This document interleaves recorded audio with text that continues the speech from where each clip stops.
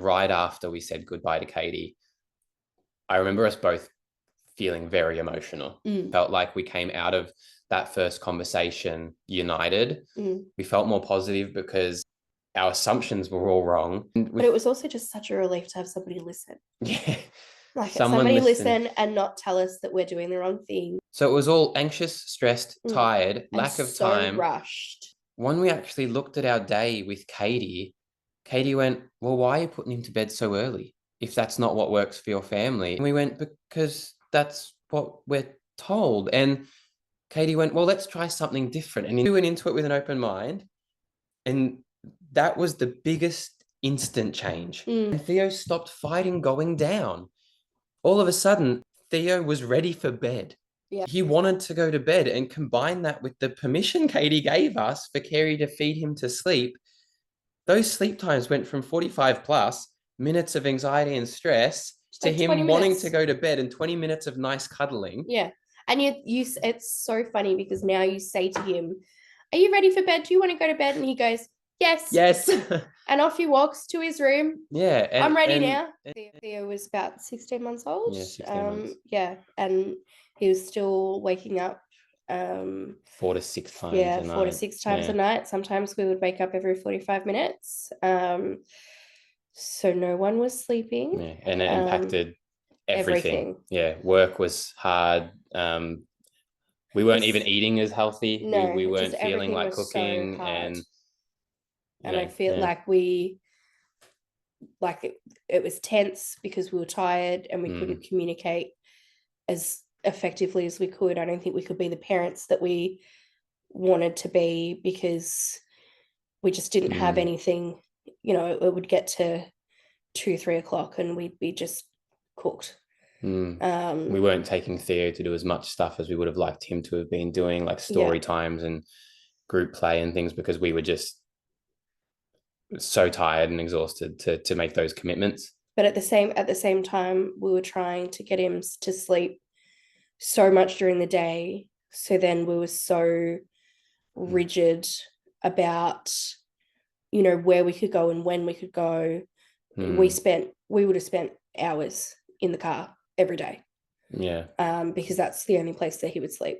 And our belief based on advice we had was that we needed to get him to sleep multiple hours a day in order for him to sleep well at night. So we put a significant amount of our energy every day into making sure that happened. Yeah. And we'd just be trapped in the car for hours. Because of that, we never got time together. Any time we had, we were trying to give each other the opportunity just to rest. Yeah. There was no playtime for us. There was no date nights. Because even when we did have an opportunity, if Nanny was helping us for a night, we were just too tired to do anything. We didn't feel like going out. We didn't feel like driving to the city to do anything like we used to do. Yeah. I felt a lot of guilt around leaving him with somebody else when I knew it was going to be a bad night. Like, when you know that you're signing somebody up to, get up 6 times a night, and like he was miserable. Like it wasn't, just a quick settle. Like he would be awake for hours. That doesn't seem fair to do to another person. See, every time we'd be like, if it gets too hard in the middle of the night, just call us. We'll get up. We'll come pick him up at 2 a.m, whatever. Like it used to be so much feeling of you're right, guilt. Yeah. Both for him and for her. Like I forgot we used to say that every single time. Like if it gets too hard, just let us know. Let us know. We'll be there in half an hour. Even just the anxiety going to bed, knowing that it was only going to be maybe an hour. I forgot that. That's a good bit. Until you got up again. Yeah. Like, and then you didn't know when you were going to get back to bed. We were struggling to get to sleep. We would go to bed and we would not sleep because we were so anxious about what the night was going to bring that even when we had that small opportunity to sleep when he first went down, we weren't sleeping. No. We were just so anxious about the night ahead. Yeah, and we'd lay there and we'd go, are you feeling really anxious? And you'd be like, yeah, I'm feeling really anxious. Are you feeling anxious? Yeah, I'm feeling really anxious. And we would base sometimes, because there was so much up and down, we didn't have a great system because you didn't know what Yeah, it was going to be was this going to like. be a 3 get up night, or was it Yeah. going to be a 9 get up night? So sometimes we would share the nights, but other times we would know that one of us was so Like it just tapped out from just the yeah night so before. tapped out that we would say, no matter what happens tonight, I've got it.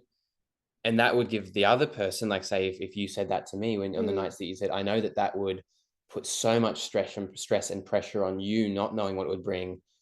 At the same time, it was the only time I had a chance to sleep, and vice Yeah. versa. Yeah. For one of us to feel refreshed, the other one had to put themselves in a position of Yeah, and heightened you would just anxiety. be up for hours. Yeah. Like, and That was you the know, commitment. yeah. And you would try and balance, because we split work, we both work part-time. So then, whoever had work the night before, okay, well it's your night. But then you're going from a day where you've worked all day to then knowing you're not sleeping that night either. And I'd start thinking about that pretty much from my way home. On my way home from work, I'd be going, it's gonna be a really rough night, and I'm so tired already. Yeah, that was really hard. And I think even on those nights where you knew it was your commitment to have the night or my commitment to have the night, it wouldn't always go to plan. Even No. on that night, sometimes it would be such an horrific experience. Yeah, that so it's we would be up 4 a.m. You'd be like, I'm really sorry, but you've got to get up now. I know you've got to go to work, but you've got to get up because I haven't slept yet. Yeah. So then we'd swap, and the other person would end up for the rest of the night and then getting ready and going to work. Yeah. Like, I don't understand why other parents find it so much easier. Like, why are other parents coping and looking like they are enjoying living? Yeah. When when we're struggling so much. Like, I feel like the newborn kind of phase never ended. Like, it's people kept telling us it's going to get better, and it just wasn't getting better. And we kept comparing it to and we kept going like, I people. don't understand why are their kids sleeping through the night. Or even, like, I remember saying to you, like, one of the mums had a bad night, and like her kid woke up like twice. And I remember saying, I wish that I only had to get up twice. Imagine only 2 times how good we'd feel. Yeah. We pushed it for months. We pushed and pushed and pushed, going, we've got this. And then I remember the moment, like, we just kind of went, we need this to change. Yeah. It was after many nights in a row. I think you actually messaged Katie in the middle of the night. Yeah, it was. And it was because you'd listened to me be up for like 3 hours. Yeah, and then we'd swapped, and then I was up, and it had been just no reprieve for days and days. And in that moment, I think I just broke in that moment, and I just went, I cannot do this anymore. Like, this is not sustainable, both for our family, our jobs, our relationship. Like, it just broke, and we went, we cannot continue living the way that we're living. So yeah, at like 2 or 3 in the morning, I made the decision that we had to find our way forward. So for us, we'd spoken earlier about if we need support, and a lot. A lot. The conversation had come up many times, and there was a lot of anxiety around what getting support meant. Ceri was very, very sure and focused that she did not want to completely wean Theo off breast milk. I was with Ceri on that, but thought that maybe that would be a part of the journey that we had to go down in order to get Theo to sleep. And that was a really big point of contention for us. But I think it was more based around the fact that we didn't know what it actually looked like getting support. So there was a lot of conversation that was speculatory. Yeah. Like we speculated about what it was going to be. And because of that, I think we made it worse for ourselves than it was, because our understanding, what we'd heard from other people and what you find online when you search about how to get your baby to sleep all night, it's all wean them, stop breastfeeding them, You've got to teach them to settle on their own and cry it out. Cry it out is this thing that is everywhere, both from our maternal child health nurses and when you research, when you take it upon yourself to Google online, there is so much about crying it out. And we didn't want to do that. No. And because we didn't want to do that, from both of us, there was hesitation on reaching out for support. But I think I was a little bit more on the side of, I'm at my breaking point and I just want to do it, even though it might not go well. Whereas Ceri went, we're already struggling a little bit. And if this is going to just throw another spanner in the works, maybe it's not worth doing. Yeah. I think I felt like we were going to meet somebody and they were going to be, really hard and kind of forceful with their ideas. And then I was worried that, you were going to then go, okay, well, that's just what it is, and that's what we have to do. Yeah, because I was at such a bad spot. That was the feeling, like I would go, we just need to do whatever they say. And I think, to be honest, that there's probably some truth to that. I was I was struggling. Yeah, and I feel like then I would have kind of been fighting against two people rather than just, having that conflict between us. And I feel like with, that kind of medical backing, that would have made it really difficult. And I would have been kind of forced to do something that I really wasn't willing to do. And I wasn't willing to. I think you said to me that you just felt like it was going to isolate you in that role. Yeah. So we'd had that conversation for months, many months, and it popped up every couple of weeks. And sometimes it never ended well. Because we were just it was such a stressful topic. Like, I think we were both feeling very vulnerable. We were exhausted as well. And then we were not at our best. Was not at its best. And it ended up being like quite a trigger. Like, I know you were really anxious bringing it up, and then I was like super on the defensive straight away, and it was not good. Just to comment on that, in hindsight though, it all came from the fact that we didn't know what to expect, and we built it up to be something really, really big.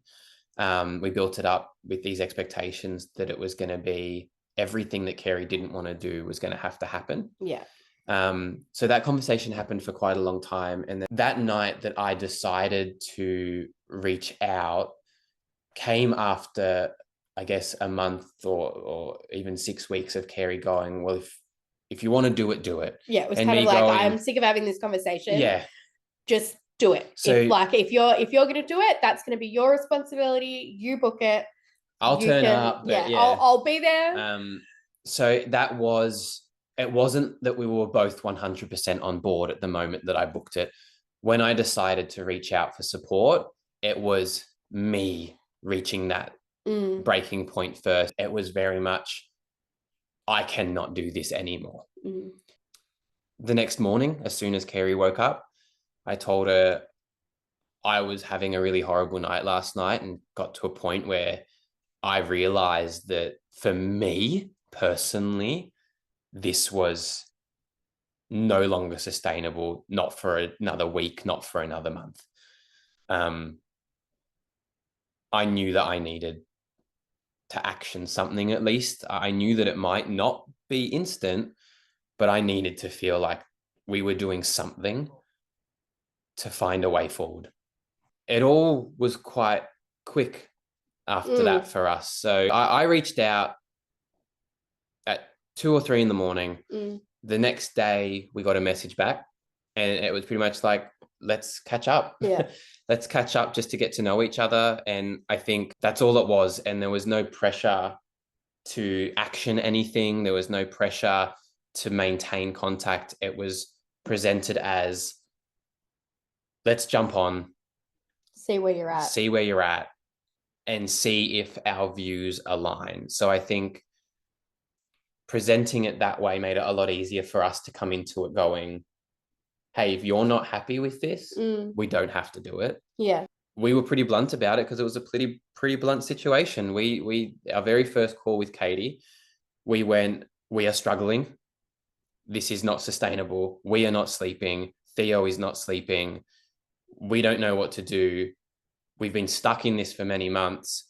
Yeah, it's not changing or getting better, or it's just the same. Every day is Groundhog Day. And when asked about if we'd considered reaching out to supports earlier or anything like that, and we were honest and said no because it was too hard, and we were scared that reaching out for support meant crying it out, meant weaning off breastfeeding.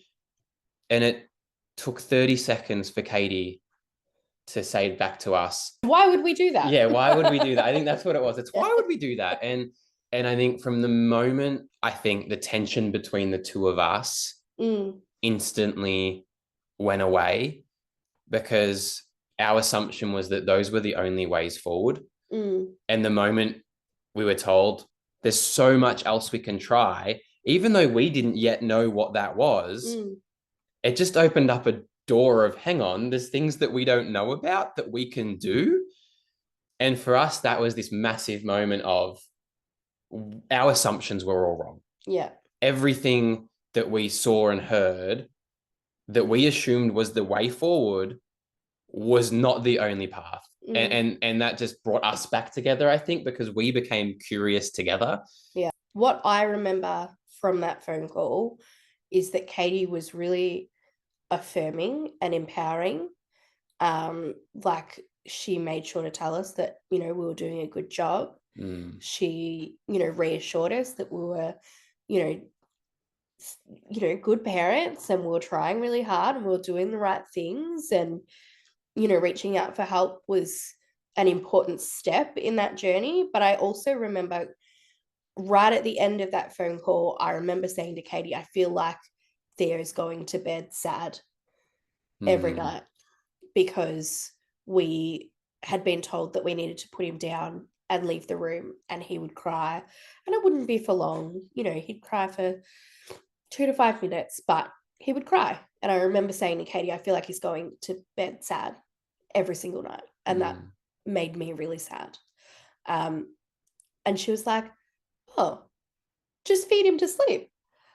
And that was the permission that gave us instantly changed bedtime. Yeah. It instantly changed how anxious I was about bedtime, and the mum guilt that I was feeling that he was going to bed sad every night. Like, that instantly changed.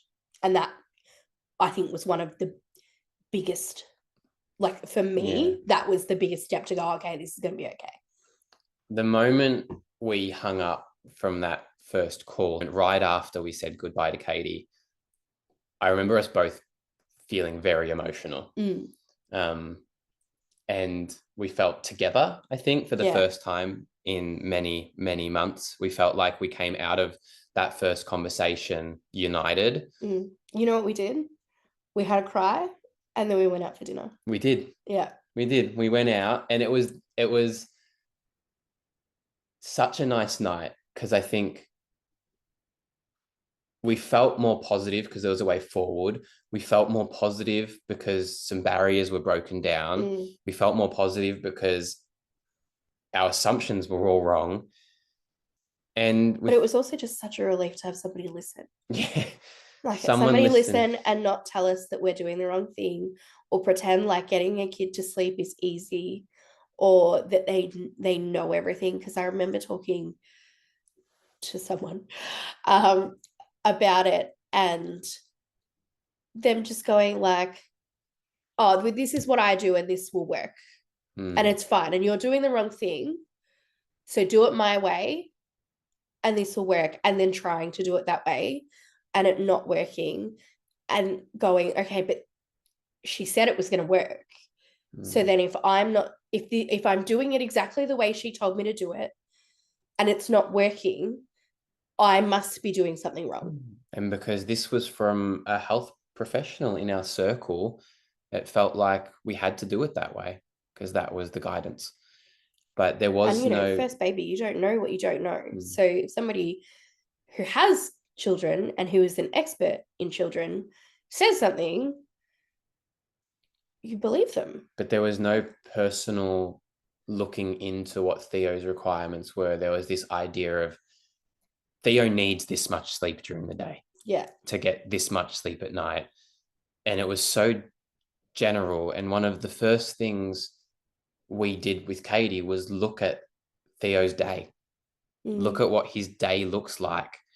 Look at what his reactions are. Look at when he seems to be tired. Look at what his sleep patterns are. And we broke it down on a much more personal level. And it felt like for the first time, someone was actually looking at our family and our child and us. Yeah, and what works for us and our family. And going, well, this is actually what we can try. Not based on some general idea, but based on who we are and who Theo is. And that was actually really exciting. It was really exciting to talk about it on a us level. Yeah, and what was actually practical for our family. Yeah, and I think one of the big ones was for us, we were guided very clearly that we needed to have dinner very early and get Theo down to bed by 6:30 or something like that. Yeah, 5:30 to 6:30. Yeah, and we were advised that the best sleep for your child will happen before midnight. That was what we were told. So we both work. So what that would look like when we tried to do that was that one of us missed out on all the time with Theo. And also came home and had dinner by ourselves. Yeah, had dinner by ourselves. Theo was already going down to bed and we didn't have family time. So it was all anxious, stressed, tired, lack of time. So rushed. And when we actually looked at our day with Katie went, well, why are you putting him to bed so early? If that's not what works for your family and that's not what works for Theo, and you're fighting him to get to sleep at 6:30. Yeah, well, it's taking he's 45 minutes. Clearly he's not ready to go to bed. And we were like, but that's what we have to do. And Katie went, why? And we went, because that's what we're told. And Katie went, well, let's try something different. And in the very early, I think it was either week 1 or week 2, we tried something completely different. We went, let's give him an afternoon snack. Let's all have dinner together when we're home, when we're all home. So we started having dinner at like 7 o'clock. Yeah. Which is after the bedtime he was supposed to be having. And then we would shower. We would have dinner, and Theo and I would have a shower after dinner. And then when we would put Theo down at 8:30, 9 o'clock, which seemed completely counterintuitive to everything we were told. But we went into it with an open mind. And that was the biggest instant change. We had family time. It was positive. Theo stopped fighting. We could go out for dinner again. Yeah, and Theo stopped fighting going down. All of a sudden, at 9 o'clock, Theo was ready for bed. Yeah. And his reaction to going to bed was not 45 minutes or more of screaming and crying and fighting and pushing away and wanting to hop down. And he wanted to go to bed, and combine that with the permission Katie gave us for Ceri to feed him to sleep. Those sleep times went from 45 plus minutes of anxiety and stress to him wanting to go to bed and 20 minutes of nice cuddling. Yeah. And you it's so funny because now you say to him, are you ready for bed? Do you want to go to bed? And he goes, yes. And off he walks to his room. Yeah. I'm ready now. And even though that did mean that Ceri and I didn't get that one-on-one time together, what we found was that it didn't matter, because that one-on-one time we had together when he was going down at 6:30 was spent going into his room again and again to resettle him. It was spent exhausted. It was spent upset and tense. Very tense. So then we realized, actually, it's better. Now we have a couple of hours of family time together, followed by a non-stressful put down, followed by a short window of time after where we would watch one episode of something together, or even go to bed and read in an environment that wasn't so negative. Because I think that was the other thing. Once he was in bed before, because he would wake up and he would wake up upset, and it would take him so long to go back to sleep. I was so stressed that Jake would wake him up. I was constantly like, shh. Yeah. I'm quite a loud person. Or like, he'd drop something, or like he'd go to make something and it'd be crinkly and I'd be like, shh. Yeah.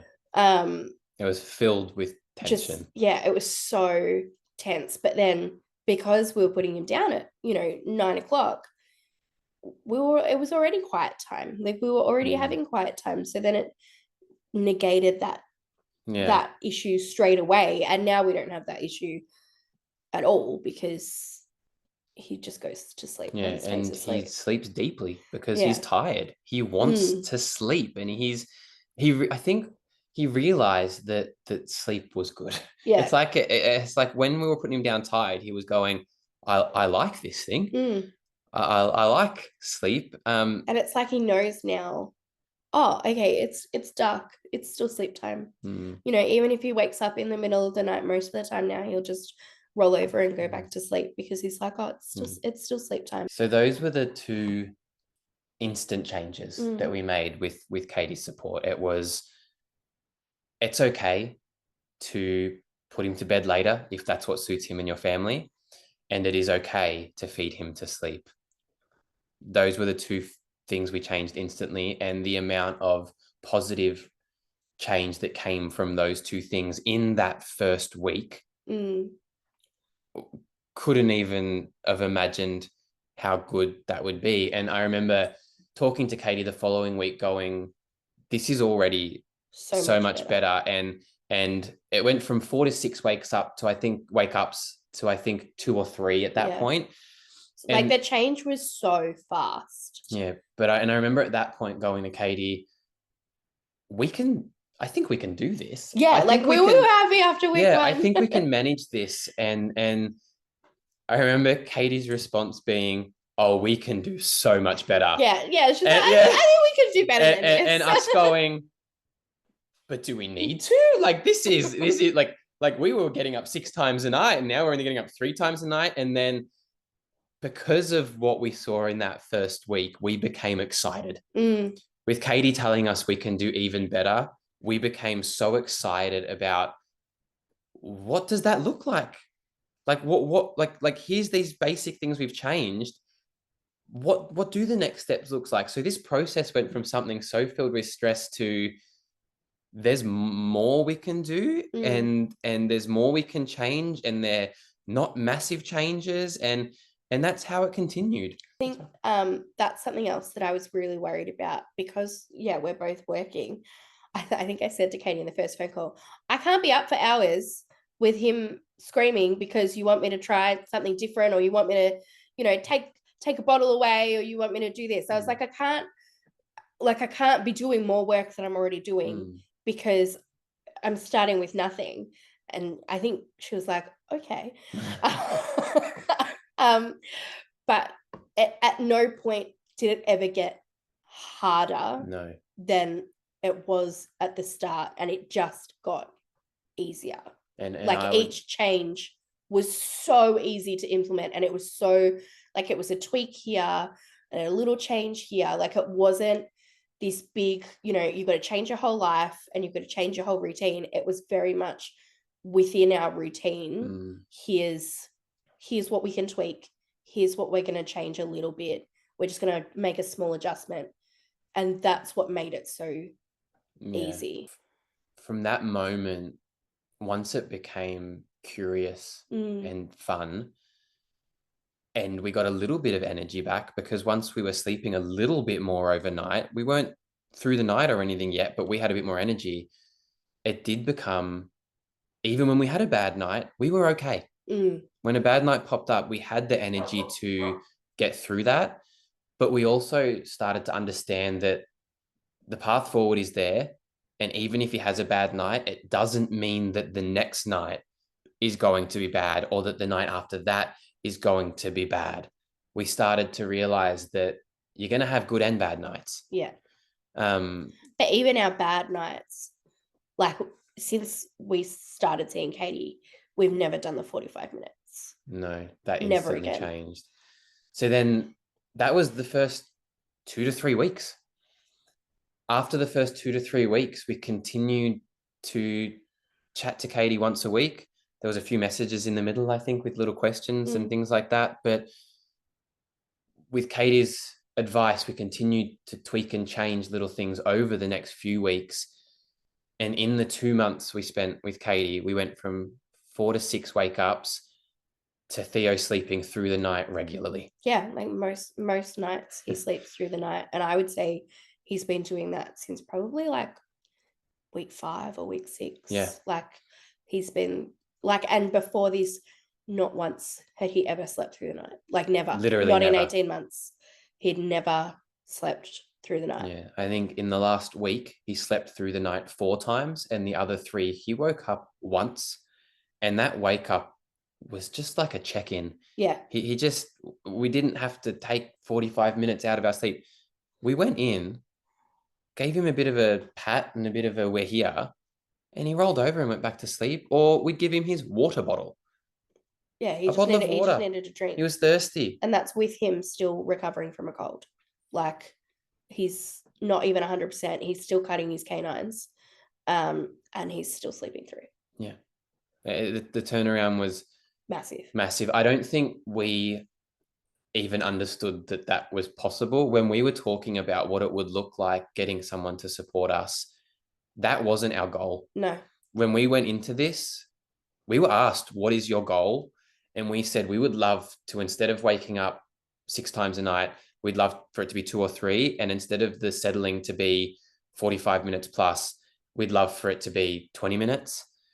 That was our end that game. That was our best case scenario. Yeah, that was like the pinnacle of what we wanted our life to look like as a family. We couldn't have begun to imagine that what it could actually look like was sleeping through the night regularly, settling being a very positive, loving experience that took 15 to 20 minutes maximum, and wake ups in the middle of the night to just be little check-ins for some water or a pat. That wasn't on the cards for us. We didn't think that was where we were heading, and we didn't think that was even possible in the period of time that we were talking about. So to look at it now is just... Yeah. And it's funny how things have changed. Like I go on when he was sick, there were a couple of nights where he woke up, twice. And I remember waking up and you going, that was a bit of a rough night. and like just looking back, like a rough night would be 6 plus get ups. Like 2 months ago, that would be a rough night. If it had been 2 wake ups, we would have been like, that was so good. Yeah. Like that was a great night. I feel so rested. I think a couple of other things that have come from this, though, outside of just the Theo focused things, we are so much happier and energetic. We are taking time for ourselves to do things that we want. I've signed up for a hobby that I do. You've been taking time to read and do things for ourselves. Work has become a better experience. Going to work with the energy to focus on work and getting more work done has made work easier. Not only are we going to work with more energy, we're having to work less to get the same amount of things done because we're more focused. I think beyond that, the biggest thing that it's changed for us is that before we had our first child, we always imagined having a family with multiple kids. Once we had Theo, it was really, really difficult. And that was exacerbated by the lack of sleep for 18 months. And I got to a point where I said to Ceri, I don't think I can do this again. I said, I don't think that this is something I can go through, that lack of sleep, that inability to focus at work, and the tension it caused between us was not an experience I wanted to do again. And the thought of doing it with 2 kids, doing it with another one, who didn't sleep. Yeah, it took the cards off the table for me. And I went, we're going to be a 1-child family. And that was upsetting because it's not what we pictured. We both have siblings, and it was always really important to us, this idea of having a family with multiple kids, having brothers or sisters that get to play and engage the way that we did. But that was gone. That wasn't what I thought I could do anymore. And I think I'd even gotten to a point where I was starting to accept that. Like that was the feeling for so long, that just became what was going to happen. But now that we have our lives back, in a sense, we've actually started talking about what does that look like? What does it look like for us to have a second kid? How do we work towards that? Yeah, because I think before that, it was just a lot of like, I don't understand how other people do this. Like, I don't understand. It was why. They're crazy. Yeah. People are crazy. Why do they do this? Yeah, like I don't understand how people have another kid while their current kid isn't sleeping and sign up for having 2 kids who don't sleep. Like, that doesn't make sense. Like, how would that even work? Like, would that just mean that both of us didn't sleep? Like, yeah, so I think it just logistically wasn't, like, with both of us working, it logistically just wasn't an option. Yeah. And now that possibility's been yeah, it's an option reopened again. Yeah, even just simple things like, you know, looking at like going on holiday, that used to just fill me with dread. Because then, you know, we were going to be out of routine. We don't have our normal stuff. We don't have, you know, the chair and the bed and the bottles and the, you know, we don't have all of the things that make it easier if we don't even have the energy to have fun? And we're not even going to have a nice holiday. Like, it's just going to be awful. And now, you know, we've got a big holiday coming up and I'm looking forward to it, going, that's going to be so much fun. And the sleep part of it is not even a thought anymore. Because even if he sleeps bad because we're not at home and he's not in his normal cot, we feel equipped to manage that. We've got the energy to put up with that for a bit, but also knowing that strategies. Yeah, but also knowing that, you know what, if for our crazy holiday he doesn't sleep very well for the whole holiday, we're going to come home knowing that we can get this back. Yeah, we can get this back on track. We have the tools now, and we have like the understanding, like the thing, like we know about sleep pressure and, you know, making sure that he's, you know, full and he's eating enough solids and those sorts of things. Like, I just feel like we've got so much knowledge now that we just didn't really have an understanding of before. And not just in processes, but I feel like in Theo. I feel like we look at Theo now and are so much better at understanding what he's trying to tell us when he's tired, when he wants to stay up a bit later because he's not ready.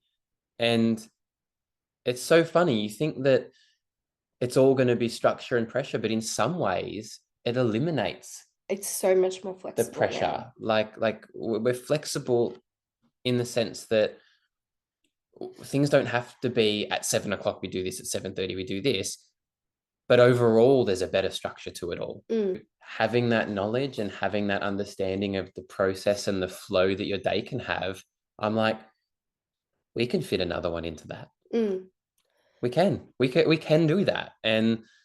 But not only that, I would go, if we were struggling sleep-wise, we would know who to call. Yeah, we wouldn't hesitate to find support. Katie's like part of our team of people that we would go, all right, this is a bit different. I'm not sure that I've got quite a handle on what's happening. I'm just going to call Katie. Much earlier than we did this time. Much earlier. 18 months of no sleep is a very long time. Yeah.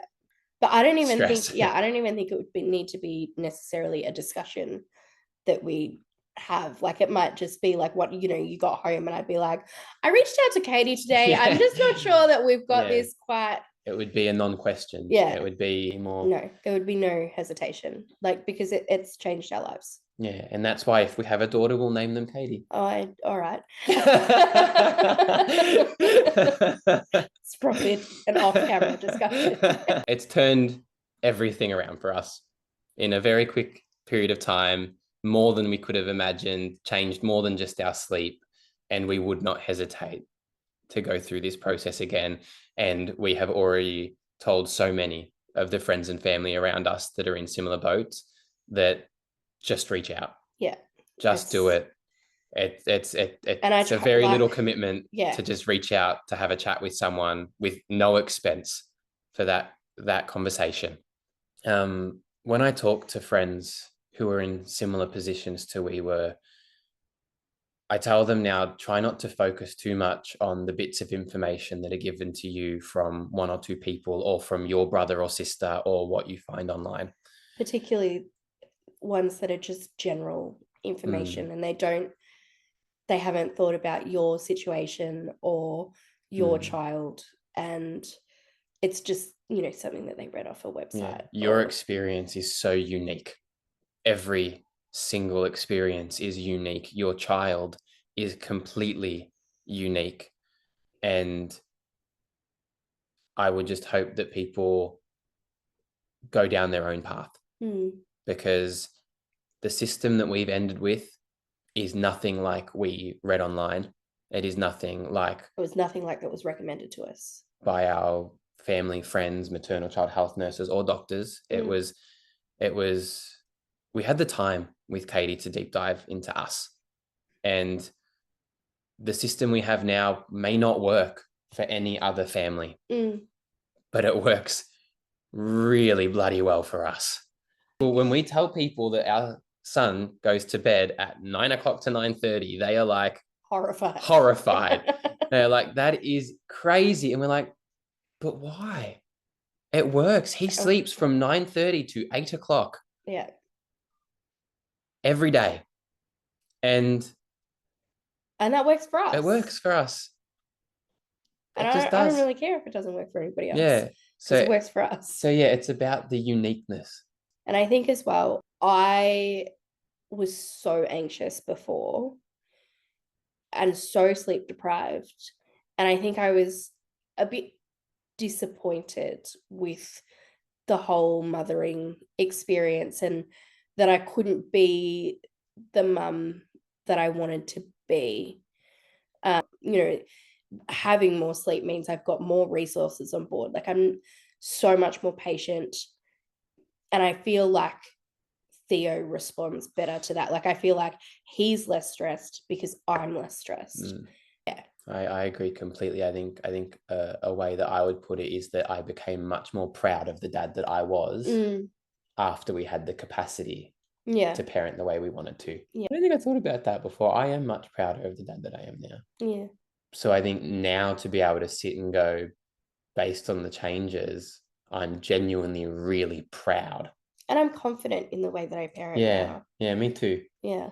It's and really, that's a nice feeling. Yeah, it's a very nice feeling.